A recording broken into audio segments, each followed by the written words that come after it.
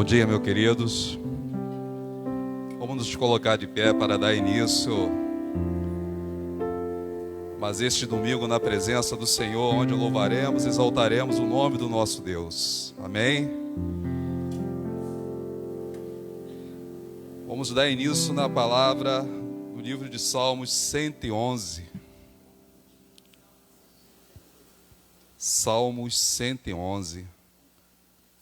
As obras magníficas de Deus. Amém? Aleluia! De todo o coração renderei graças ao Senhor, na companhia dos justos e na assembleia. Grandes são as obras do Senhor, consideradas por todos os que nelas se comprazem. Em suas obras a glória e majestade, e a sua justiça permanece para sempre. Ele fez memoráveis as suas maravilhas. Benigno e misericordioso é o Senhor, dá sustento aos que o temem. Lembrar-se-á sempre da sua aliança. Manifesta ao seu povo o poder de suas obras, dando-lhe a herança das nações. As obras de suas mãos são verdades e justiça, fiéis todos os seus preceitos. Estáveis são eles para todo sempre. Instituiu em fidelidade e retidão. Enviou ao seu povo a redenção. Estabeleceu para sempre a sua aliança. Santo e tremendo é o seu nome. O temor do Senhor é o princípio da sabedoria. Revelam prudência todos os que praticam. O seu louvor permanece para sempre. Vamos ler juntos o último versículo, o versículo 10. O temor do Senhor é o princípio da sabedoria. Revelam prudência todos os que praticam. O seu louvor permanece para sempre. Amém? Sábio é aquele que louva o nome do Senhor, que sabe que nele pode esperar todos os dias de sua vida. Amém?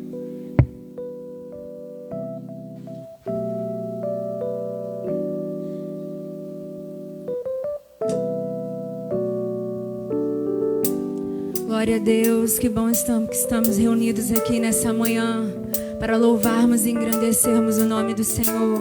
Louve Ele com alegria.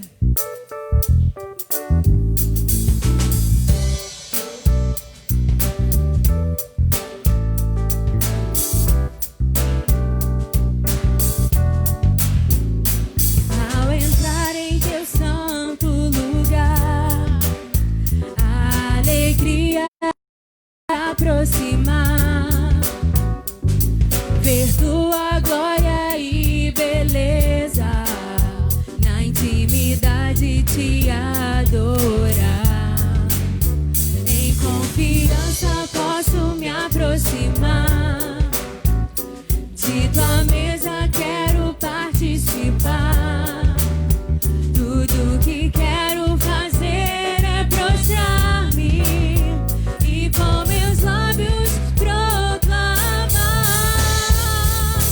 meu pão e luz e oração.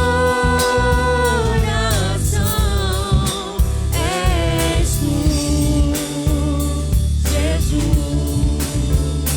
meu Deus, meu amor e minha canção. És tu, Jesus, meu Jesus. Ao entrar em teu santo lugar, a alegria em me aproximar. Ver tua glória e beleza, na intimidade te adorar. Em confiança posso me aproximar, de tua mesa quero participar. Tudo que quero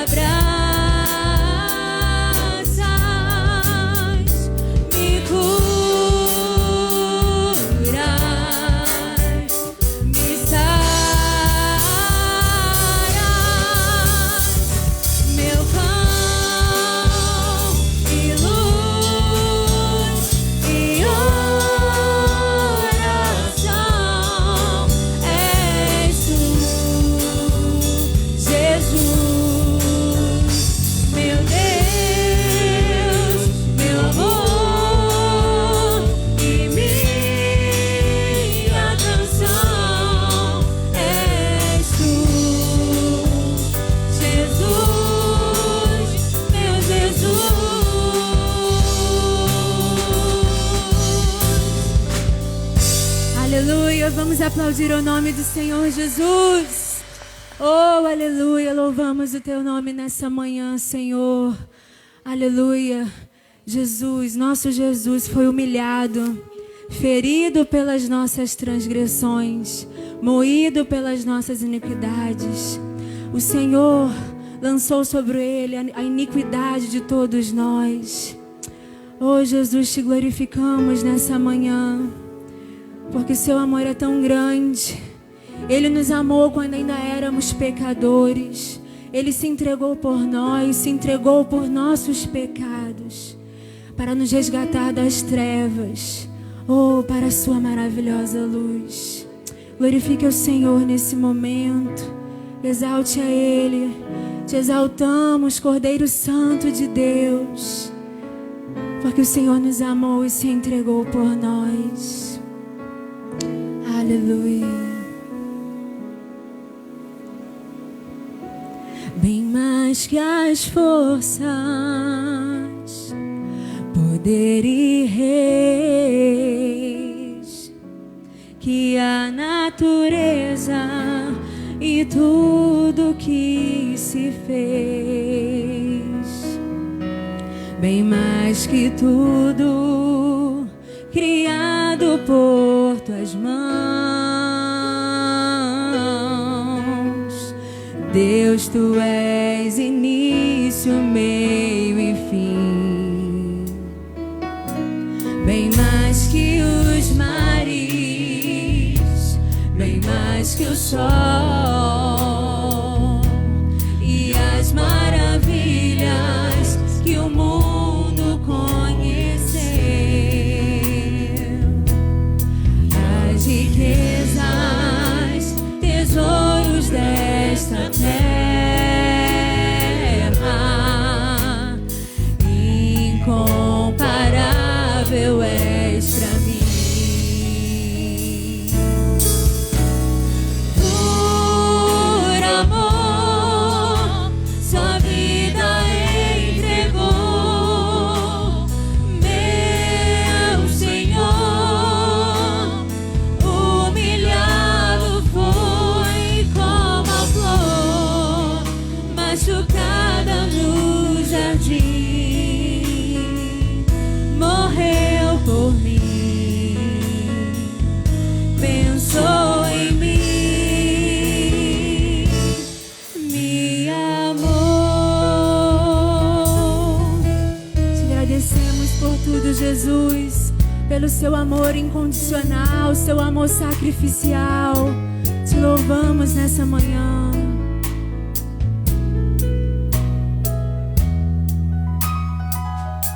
Bem mais que as forças, poder e reis, que a natureza e tudo que se fez, bem mais que criado por tuas mãos. Deus, tu és início, meio e fim, bem mais que os mares, bem mais que o sol e as maravilhas que o mundo conheceu, as riquezas, tesouros desta terra, incomparável és pra mim. Por amor, sua vida entregou, meu Senhor. Humilhado foi como a flor machucada no jardim, morreu por mim, pensou em mim, amor. Por amor, sua vida entregou,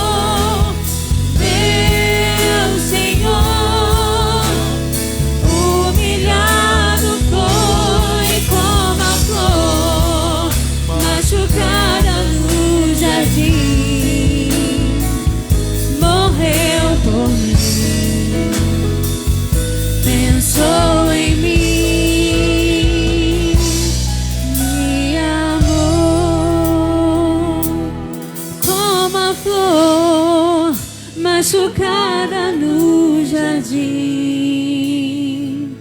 morreu por mim, pensou em mim, me amou.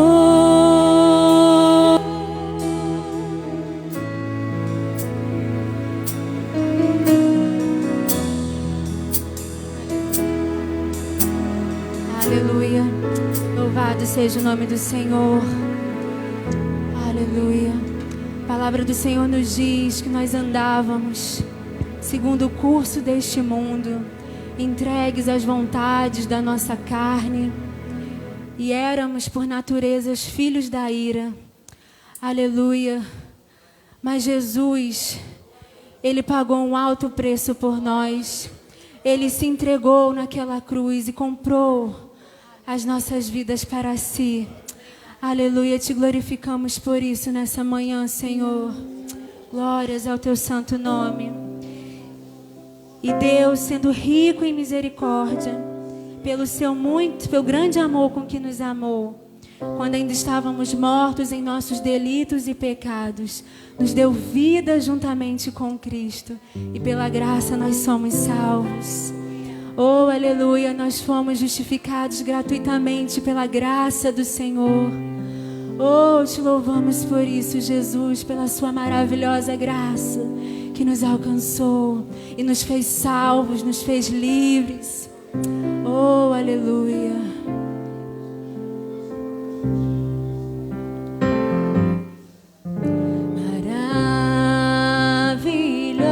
Maravilhosa graça que perdido me encontrou, estando cego pude ver Cristo me resgatou.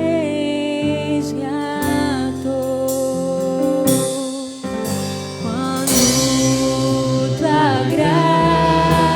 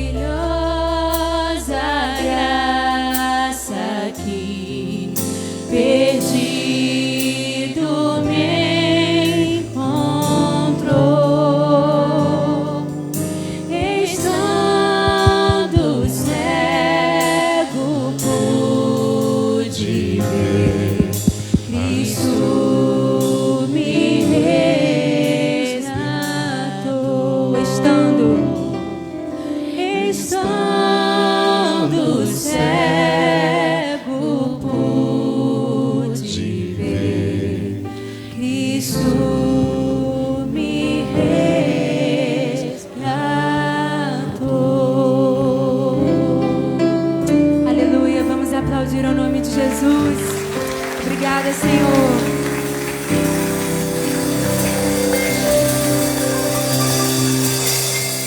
Amém. Glória a Deus. Glória a Deus. Bom é louvar ao Senhor. Amém, irmãos? Eu vou pedir que você abra sua Bíblia em Isaías 57, no versículo 18.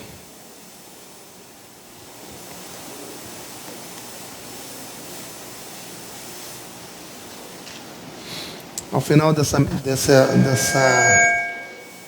texto, essa mensagem, a gente vai ter um tempo de oração.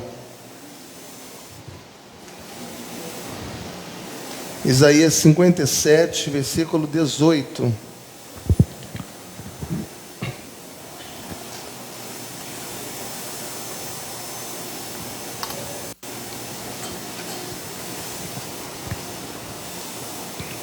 Tenho visto os seus caminhos e o sararei. Também o guiarei e lhe tornarei a dar consolação, a saber, aos que dele choram. Tenho visto os seus caminhos e o sararei. Também o guiarei e lhe tornarei a dar consolação, a saber, aos que dele choram. Pai, fala conosco nesse momento importantíssimo, muito precioso para nós, que é o momento em que nós nos dispomos a ouvir a Tua voz, Pai. Que a Tua palavra encontre o nosso coração, traga alento, traga um consolo para as nossas vidas, traga misericórdia, graça, e que a Tua palavra venha nos restaurar, Pai. Que seja assim na vida de cada irmão que está aqui presente e de cada irmão que nos ouve nesse momento. É o que te pedimos em nome de Jesus. Amém e amém. Tome o seu lugar, o seu assento. Obrigado. Maravilhosa graça que restaura o pecador. Nós estamos aqui nesse texto diante de uma promessa da graça restauradora do nosso Deus. Deus está aqui presente no texto, Ele está dizendo: eu vou tratar o problema de vocês, eu vou tratar o pecado de vocês, porque, irmãos, muitas vezes, de maneira sorrateira, alguns pecados vão entrando na nossa vida, sutilmente, tantas vezes imperceptivelmente, e o pecado vai entrando como um verme e vai minando as resistências da nossa vida, e aquilo vai se agigantando dentro de nós, e quando nós percebemos que aquele pecado está ali, ele nos domina. E quando percebemos que ele está ali, já não sabemos mais o que fazer. Estamos presos ao pecado. Estamos amarrados a ele. Mas esse texto que nós lemos é um texto de esperança para nós. E esse texto que é esperança para nós, Deus aqui nos ensina pelo menos 4 lições preciosíssimas nesse texto. O nosso ponto número 1 aqui está no versículo 18, que nós lemos logo no início. Eu vou pedir que você deixe a sua Bíblia aberta para que a gente acompanhe esse texto. Na primeira parte do versículo 18, tenho visto os seus caminhos. Veja que ele não diz, eu vi. Ele não diz, eu verei.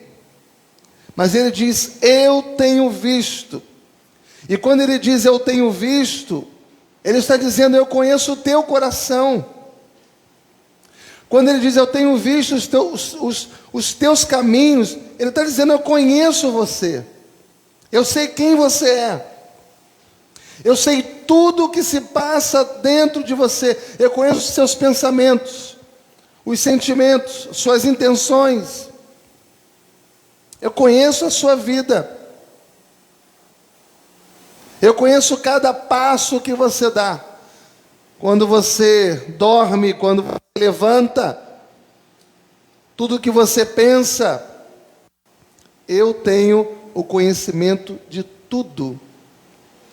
Eu tenho visto os seus caminhos. Cada ação tua, as escondidas e as que não são. Eu sei tudo, eu conheço, eu tenho visto os seus caminhos. A gente está no versículo 18, Isaías 57 e 18.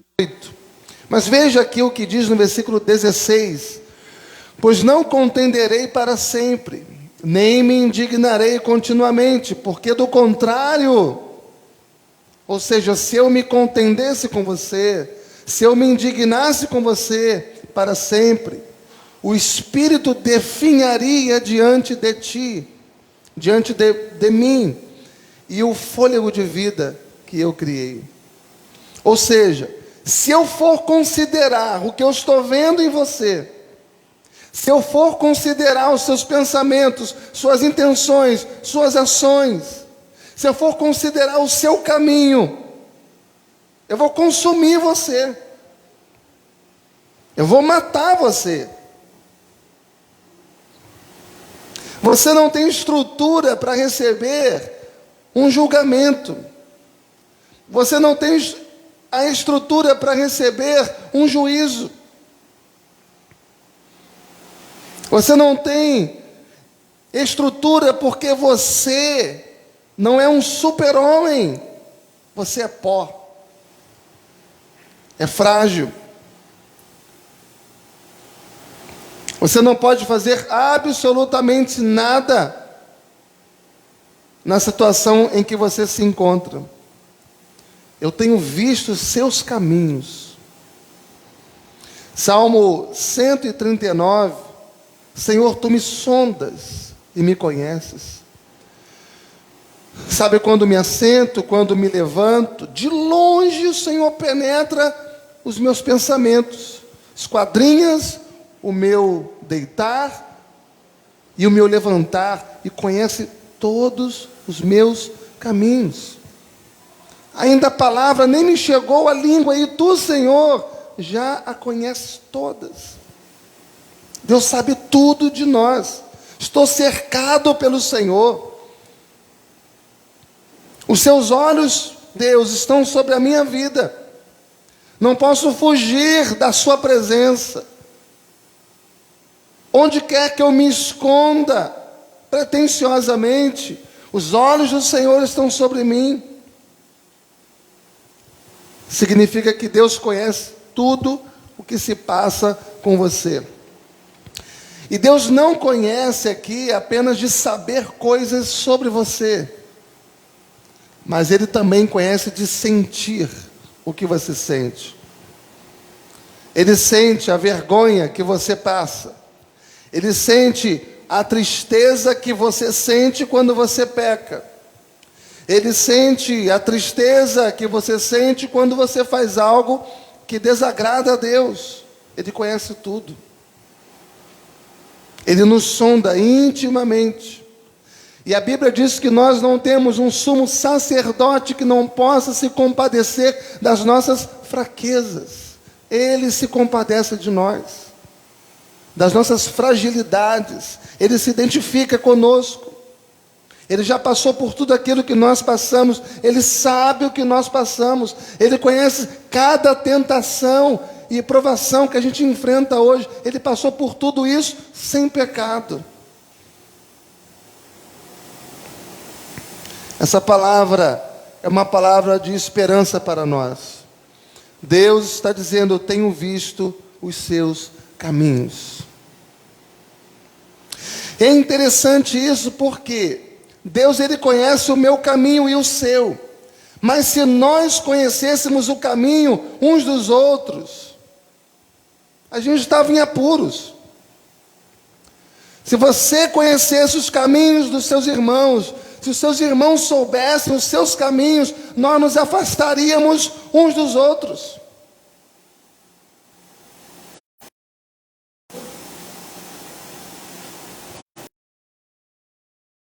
Soubéssemos o caminho uns dos outros, nossas intimidades, nós fazemos em oculto, que nós pensamos, se conhecêssemos isso uns dos outros, divulgaríamos o pecado dos outros, nos afastaríamos uns dos outros, jogaríamos pedra uns nos outros, mataríamos uns aos outros.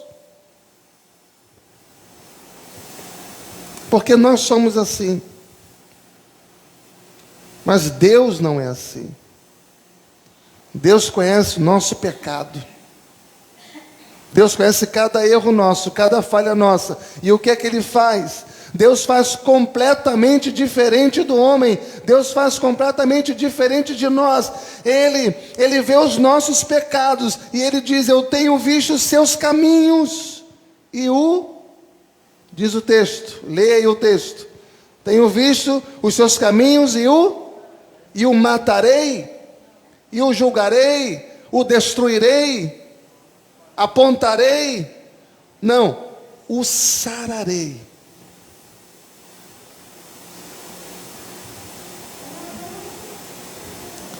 Essa palavra sarar aqui tem uma abrangência no hebraico, no sentido de que ele traz a cura definitiva ao nosso problema, seja ele qual for. Sarar aqui nesse contexto significa que Deus traz cura para o nosso problema, seja ele qual for. Se você então tem as memórias amargas, se você tem traumas do passado, se você é uma pessoa que se irrita facilmente, se você tem problemas no campo da sexualidade, se você tem problemas no campo dos vícios, se você tem algum problema no campo dos jogos, qualquer coisa, qualquer área que seja o seu pecado, Deus pode sarar você, Deus pode curar você, Deus tem restauração para a sua vida. Não está perdido. Ainda há esperança para aqueles que esperam em Deus. Está perdido quando a gente confia em nós mesmos. Está perdido quando você tenta combater o seu pecado com a sua própria força. Só há uma solução para o pecado da nossa vida, e essa solução está no sangue de Jesus. Só Ele. E Ele pode. Deus não trata o nosso pecado como transtorno psiquiátrico. Deus não trata o nosso pecado como transtorno psicológico. Deus trata o pecado como pecado. Pecado é pecado. E a única coisa que pode resolver o pecado nas nossas vidas, que pode tratar e curar o nosso pecado, é o sangue de Jesus. O sangue de Jesus nos purifica de todo o pecado. O castigo que nos traz a paz estava sobre Ele, e pelas suas pisaduras fomos sarados. Salmo 103, aparecem essas expressões aqui. É Ele quem sara todas as tuas enfermidades. Todas.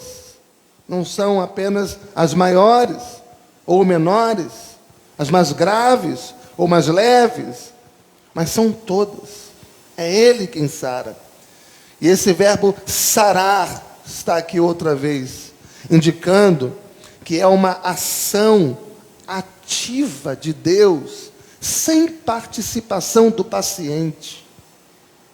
Ação ativa de Deus, sem participação do paciente. É aquele paciente, então, que está desenganado no seu pecado, que para o seu pecado não tem jeito mais, não tem solução mais.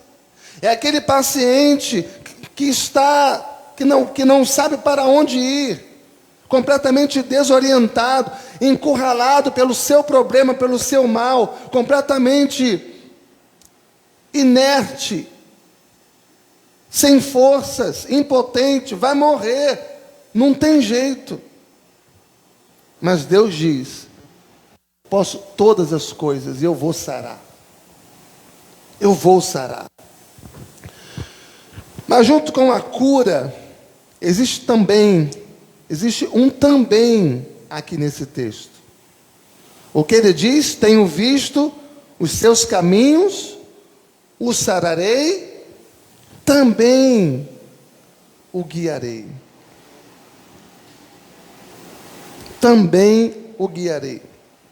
Então veja, ele vai sarar, e depois de sarar, ele vai fazer um trabalho de acompanhamento em nós, porque esse verbo guiar é o mesmo para conduzir, mas conduzir não na minha força, conduzir não na força do meu braço, mas conduzir na força do Senhor. Então, irmãos, há caminhos que aos nossos olhos eles parecem direitos, mas são caminhos de quê? De quê, irmãos? De morte. Ou seja, há coisas na nossa vida que aparentemente não tem nada a ver. Há coisas na nossa vida que aparentemente não são ameaçadoras, mas na prática, no nosso dia a dia, elas se tornam destrutivas. Como aquele verme que vai corroendo aos poucos, como um cupim que vai tomando aquela madeira, a gente nem percebe, quando percebe, ela já está toda oca.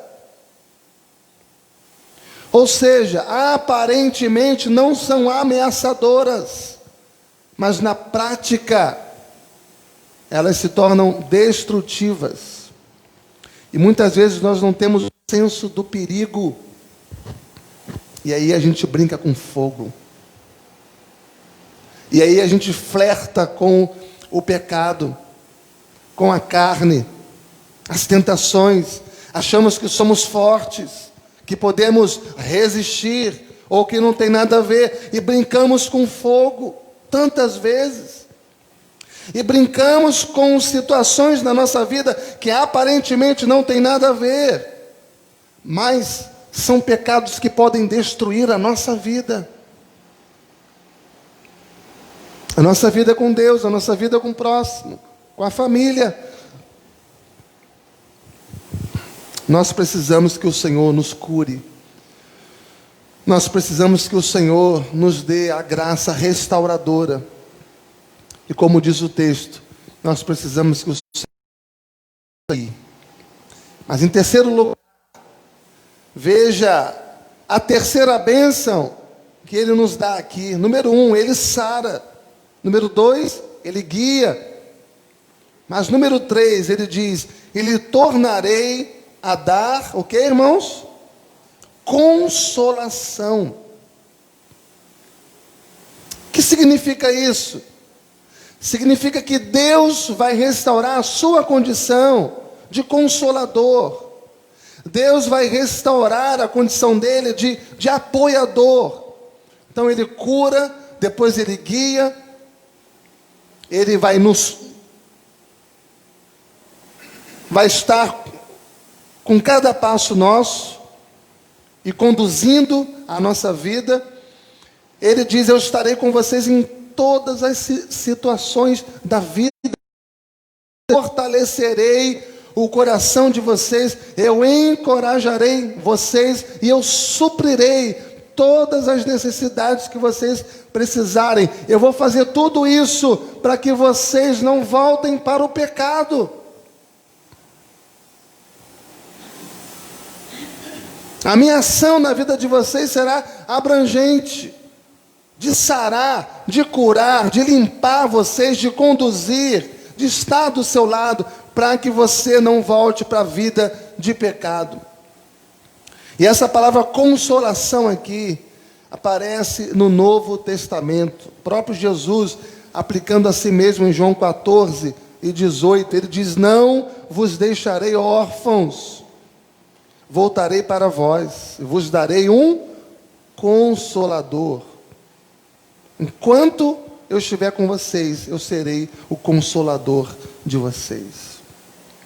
2 Coríntios 1, quando Paulo fala ali da teologia da consolação, 2 Coríntios 1:3, bendito seja o Deus e Pai do nosso Senhor Jesus Cristo, o Pai de misericórdias, Deus de toda consolação. É Ele quem nos conforta em toda a nossa tribulação, para podermos consolar os que estiverem em qualquer angústia, com a consolação que nós mesmos temos sido contemplados por Deus. Deus vem, Ele consola a nossa vida em toda angústia, para quando o seu irmão, o seu próximo, enfrentar a angústia deles, você possa consolá-los com a mesma consolação que você tem recebido de Deus.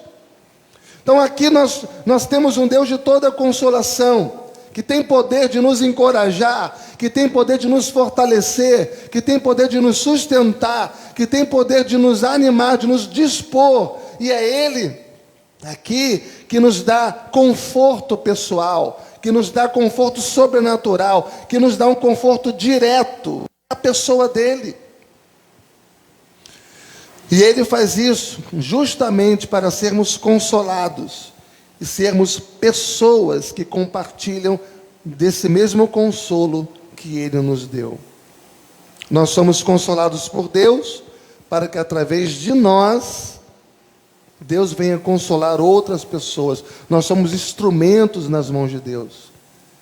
Através de você, Deus quer consolar outras pessoas. E muitas vezes a gente foge do problema dos outros. E muitas vezes alguém se aproxima de nós com alguma dificuldade, alguma luta, e tudo que a gente diz é: de problema já basta o meu.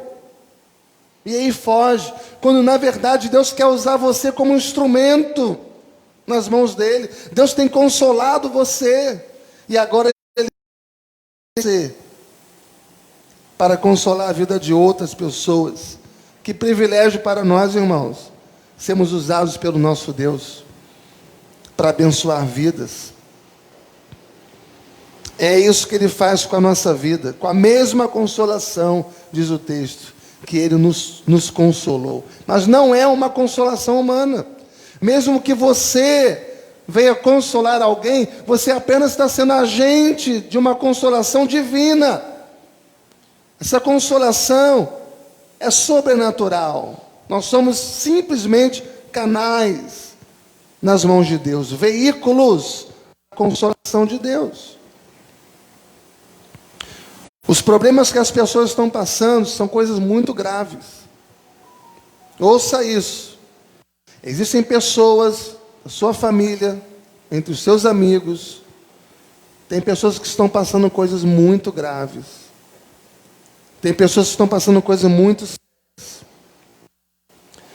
As pessoas estão completamente desestruturadas, completamente sem chão, desorientadas, passando por dificuldades das mais difíceis, absurdas e complexas. E a única solução que a igreja tem para atender é o divino. Porque às vezes você não tem dinheiro para dar. Às vezes você não tem a resposta que aquela pessoa precisa. Às vezes você não tem uma solução humana. Mas em todo tempo Deus quer usar você para trazer consolo divino para aquela pessoa. E você pode dar, porque você tem recebido de Deus. Esse consolo divino, essa cura divina, essa direção divina, você pode dar uma direção para aquela pessoa, uma direção divina, porque você tem a palavra de Deus em você, e você vai exalar essa palavra na vida de outra pessoa. Amém, irmãos? Nós não podemos enfrentar os problemas pessoais usando simplesmente técnicas humanas. É por isso que, vez ou outra, alguém diz: olha, pastor, eu tentei de tudo e não dá certo. Eu tentei de tudo e não dá certo. Ou seja, eu estou enfrentando problemas pessoais simplesmente usando técnicas humanas. Nós não podemos enfrentar problemas pessoais enfrentando simplesmente técnicas humanas. Nós precisamos do poder de Deus. O crente, ele se vale pelo poder de Deus, ele vive pelo poder de Deus. O justo vive pela fé.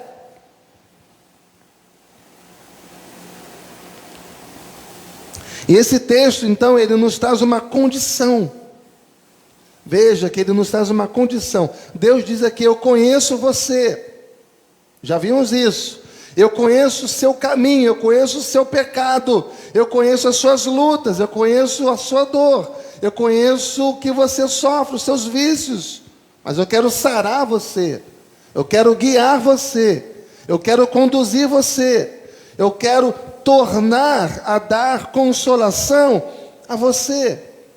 Eu quero restaurar entre mim e você esse canal de consolação. Só há uma condição para isso. Então veja que é uma ação condicional. Deus exige algo de nós para que Ele faça tudo isso em nós. Você precisa se render. Você precisa de um espírito quebrantado. Você precisa de um coração completamente rendido. Ele diz no final do versículo 18, você precisa chorar, porque isso é para aqueles que choram. Isaías 57 e 18. Mas veja o que ele diz no versículo 14. Disse: aterrai, aterrai, preparai o caminho, tirai os tropeços do caminho do meu povo. Veja, quando Deus diz: tira o tropeço do caminho, Deus está tratando o pecado do povo. Existem tropeços à nossa frente, à nossa volta. Existem impurezas que precisam ser removidas da nossa vida, do nosso meio. E ele diz aqui: tirai os tropeços do caminho do meu povo. Deus está tratando o pecado do seu povo. No versículo 15, porque assim diz o alto, o sublime, o que habita a eternidade, o qual tem o nome de santo. Habito no alto e santo lugar, mas habito também com o contrito e abatido de espírito. Para quê, irmãos? Para vivificar o espírito dos abatidos e vivificar o coração de quem? Dos contritos. Veja que se eu quero me apropriar da cura de Deus, se eu quero me apropriar da direção de Deus, da libertação de Deus, da consolação de Deus, esse Deus que já fez o diagnóstico da minha vida, da sua vida, sabe tudo de nós, conhece nossos pecados, nossos erros, nossas falhas, nossas dores, nossas lágrimas. Ele sabe tudo de nós. E se eu quero me apropriar dessas bênçãos dele, diante dele, preciso me render diante dele. E esse é o ponto mais difícil da cura. Esse é o ponto mais difícil da cura. Por que esse é o ponto mais difícil? Porque nós nos achamos deuses. Porque muitas vezes nós tomamos a dianteira e nós queremos resolver tudo. Nós achamos que sabemos de tudo. Temos sempre um plano, temos sempre uma saída, uma experiência. Deixamos para consultar a Deus em último lugar, só quando dá tudo errado mesmo. Porque no começo não, a gente sabe o que tem que ser feito. Nos achamos deuses. Isso é um extremo. Muitas vezes nos achamos deuses. Outras vezes nós caímos numa passividade. Enquanto tem um grupo que se acha o senhor de tudo, existe um outro grupo que acha que não tem jeito mais para nada. Cai numa passividade. Não tem solução mais para nada. Não tem jeito, pastor, não tem mais conserto. Não adianta nem orar. Eu não quero nem mais ir à igreja. Eu não quero nem mais ler a Bíblia, porque não tem jeito mesmo. A minha causa é perdida.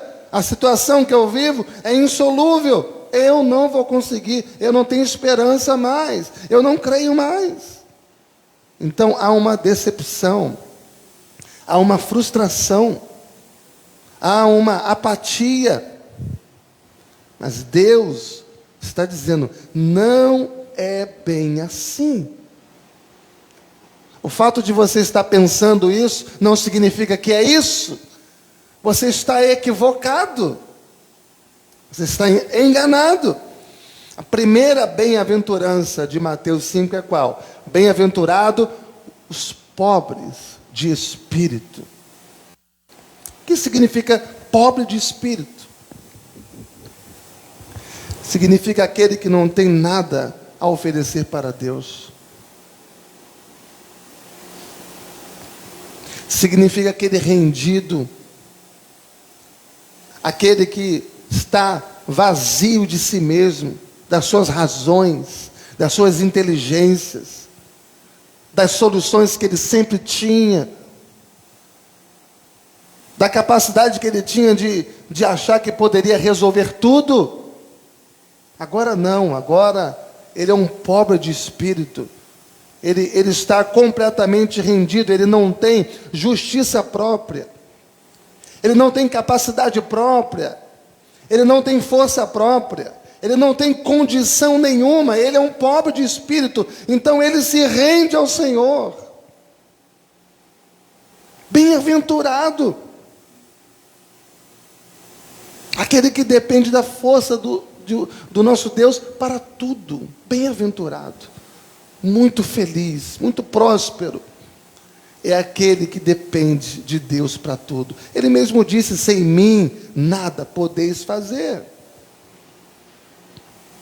E quantas vezes, irmãos, a gente quer racionalizar o pecado e projetar os nossos pecados, os nossos erros, encontrando justificativa para cada coisa que a gente peca. Ah, porque a minha carne é fraca. Ah, porque eu fiz todos os esforços, eu fiz tudo o que eu pude, sabe? Mas olha, eu sou fraco. Então a gente vai tentando encontrar desculpas para os nossos erros. Em alguns momentos a gente culpa até a igreja por causa dos nossos pecados. A culpa é da igreja. Mas a Bíblia diz que o coração do homem é enganoso. O coração do homem é desesperadamente corrupto. Quem conhece a corruptibilidade do coração do homem? Quem conhece, irmãos? A profundidade disso. Acontece que nós temos sempre mecanismos de defesa.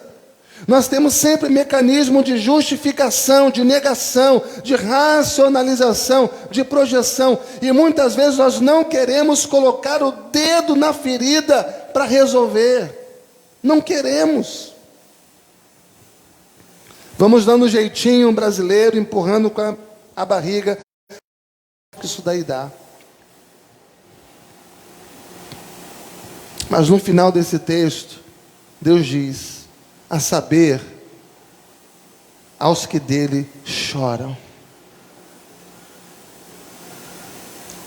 Bem-aventurado os que choram, porque eles serão o quê, irmãos? Consolados.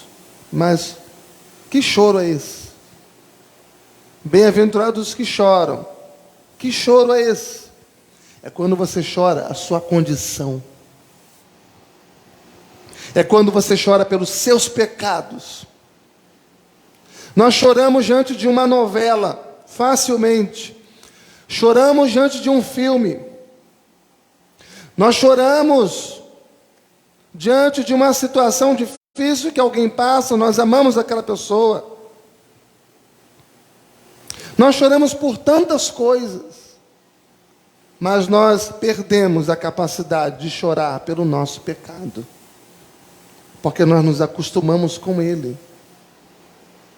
E nós precisamos, irmãos, rever isso urgentemente, para que nós não fiquemos para trás.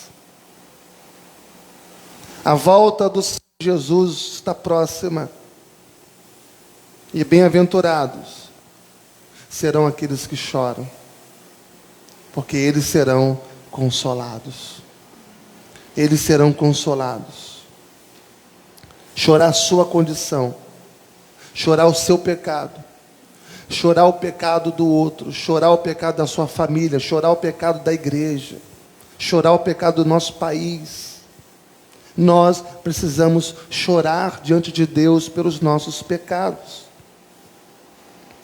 Significa que nós podemos ter cura, nós podemos ter consolo, nós podemos ter sim a direção de Deus, nós podemos ter tudo de Deus, se nós quebrantarmos o nosso coração, se nós rendermos o nosso espírito diante dEle. A maravilhosa graça de Deus tem poder para perdoar o mais vil pecador. Mas nós precisamos chorar profundamente pelos nossos erros. Isaías 57:17, por causa da indignidade da sua cobiça, eu me indignei. Eu feri o povo. Eu escondi a face e me indignei. E o que você fez? Rebelde, seguiu ele o caminho da sua escolha. Que coisa triste, né, irmãos? Deus fala aqui por causa da indignidade da sua cobiça. Eu me indignei. Eu feri você. Você está passando por tudo isso por causa do seu pecado. Eu não suporto o seu pecado, então eu mandei tribulação. Escondi a minha face, indignei-me. E o que você fez? Em vez de se quebrantar para ser restaurado, você foi rebelde. Você continuou. Talvez achando que fosse mais uma mensagem, mais um domingo, mais uma ceia. E seguiu o caminho da sua escolha. Isso aqui, irmãos, nos mostra que nós somos tão duros. Nós somos tão duros. Nós somos tão indignos, que mesmo Deus nos disciplinando, nós não mudamos. Não nos quebrantamos. Nós continuamos andando no caminho que nós escolhemos, insistimos no erro. Quantas vezes você disse para Deus que você ia mudar? Não mudou. Quantas vezes você orou, arrependido, disse: Deus, eu não faço isso mais. Fez. Nós somos assim. Salmo 81:10, eu sou o Senhor teu Deus, eu te tirei da terra do Egito, abre bem a boca, eu a encherei, mas o meu povo não quis escutar a minha voz. Israel, que somos nós, não me atendeu. E o que foi que houve? Ele disse: assim, deixei-o andar na teimosia do seu coração. Eu falei com você, tantas vezes eu falei com você, você não quis ouvir. Então agora, eu estou deixando você andar na teimosia do seu coração. Siga os seus próprios conselhos. Salmo 81, versículo 10, 11 e 12. Veja isso aqui. Deus está falando. Deus está mostrando. Deus está apontando. Deus está disciplinando. Mas tantas vezes nós não nos curvamos, não nos quebrantamos, não nos rendemos. E por isso, Jeremias 17:14 vai dizer: cura-me, Senhor, e serei curado. Só Deus, irmãos, pode fazer essa obra em nós. E Ele quer fazer. E Ele pode fazer. E a graça dele tem poder de transformar o nosso estado, desde que a gente chore na presença dele, se quebrante na presença dele. Eu quero convidar você que se acha enquadrado nesse texto, para que nós orássemos como igreja e chorássemos pelo nosso pecado, chorássemos pelo pecado da nossa família, dos nossos irmãos, da nossa igreja, do nosso país, da nossa nação, e que a gente hoje dissesse: Senhor, sara-nos, guia-nos, seja o Senhor a fonte do consolo da nossa vida. É interessante que quando você olha a Bíblia, os contrastes de consolação, sempre aquilo que o pecado oferece de uma forma negativa, a graça de Deus oferece de uma forma positiva. Sempre que o pecado oferece algo de forma negativa, a graça de Deus oferece de uma forma positiva. Então, se você quer ter alegria verdadeira, Deus te oferece uma alegria verdadeira. Se você quer paz verdadeira, Deus tem a paz verdadeira que você precisa. Veja no versículo 19, Isaías 57, 19. Como fruto dos seus lábios eu criei a paz, paz para os que estão longe e paz para os que estão perto. E eu o sararei. Eu vou te dar a paz que você precisa. Eu vou sarar você. Eu vou guiar você. Eu vou conduzir você na sua vida. Vou libertar você. Mas eu preciso que você chore, que você se quebrante, que você se arrependa na minha presença. Amém? Vamos orar, irmãos? Vamos orar? Eu vou pedir que, se a sua perna estiver boa, ajoelhe-se aí no seu lugar. Vamos passar 1 minuto em oração, em silêncio. E em seguida vamos orar juntos.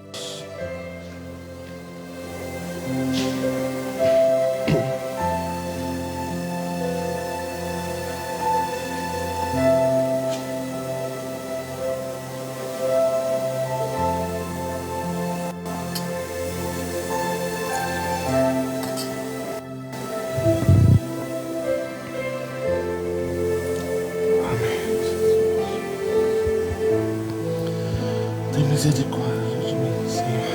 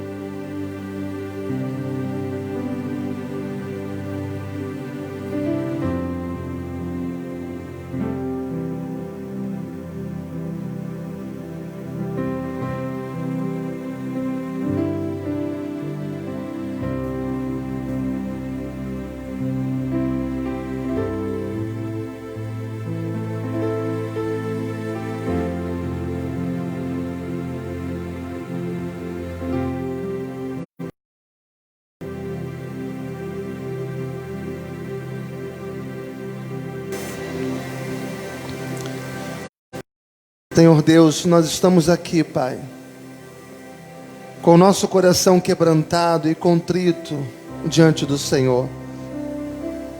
Estamos aqui para nos apropriarmos dessa promessa graciosa do Senhor. O Senhor conhece as lutas que cada um tem travado na sua